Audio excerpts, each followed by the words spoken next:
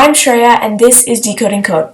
In this video we will talk about inputs and outputs, and these two things are really important because it's how you interact with your user, and you'll probably use it a lot in your code. So that's why we'll be going over it today.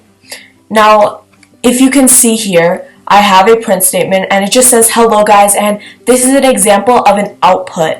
Now, you can see down here in the console, if I was the user, I can see hello guys, and that's outputting from the code. So that is an output, and any print statement would be an output.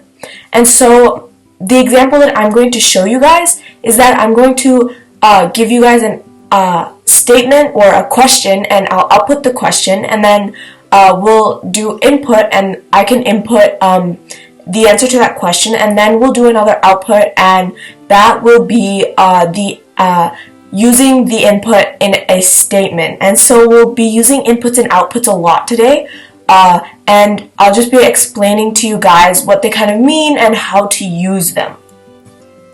Now, this is the print statement, and if I wanted to just ask the question here, I would ask, let's just ask, what's your favorite color?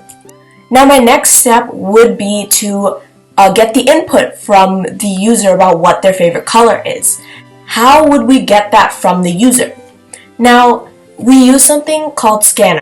Now, scanner is given to us by Java, but we can't use this class or the things with it without creating kind of the object for that class. Now, in my previous video, I did talk about classes and objects, so really quickly just go over there and watch that if you haven't already. But scanner, this lowercase scanner that I'm hovering over right here, this is the object to this uppercase scanner. Now, scanner is the class, and then the lowercase scanner is the object. And so the uppercase scanner is kind of like a blueprint, and then the lowercase scanner is like duplicating that blueprint, so then we can play with that. And so here we have scanner, and then we make a new scanner, which is me like duplicating it. And then we do system.in because we want to get input, right? Alright, there we go, input. Now we just put a semicolon here. And here we have duplicated scanner. And so before you actually can use scanner though, you have to import java.util.scanner because it is a Java class, right? And so you have to import that before you do this, or you could do java.util.scanner before every scanner. But that would be a lot of code, and that's just too much, so I would not recommend doing that. So if you just import it in the beginning, then you don't have to do any of that extra code. Now what we want to do is we want to use our scanner, right? Now the kind of structure for this would be type.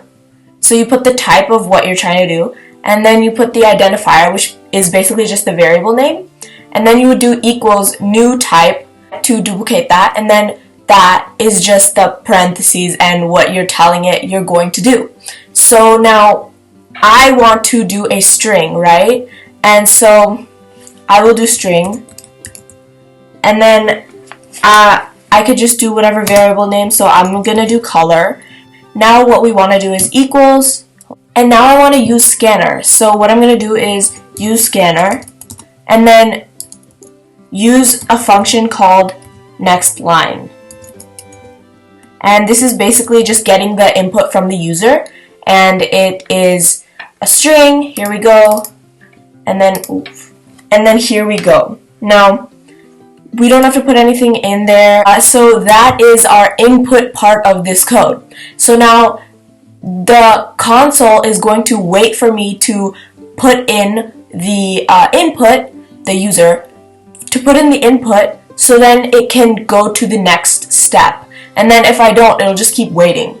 Now we want to use the color and to make a statement using that color. So the user, and I'm just going to separate that with a space to kind of organize my code and let myself know that these are the different parts. I just want to print something, so I'm using system.out.print, and now I want to print a string.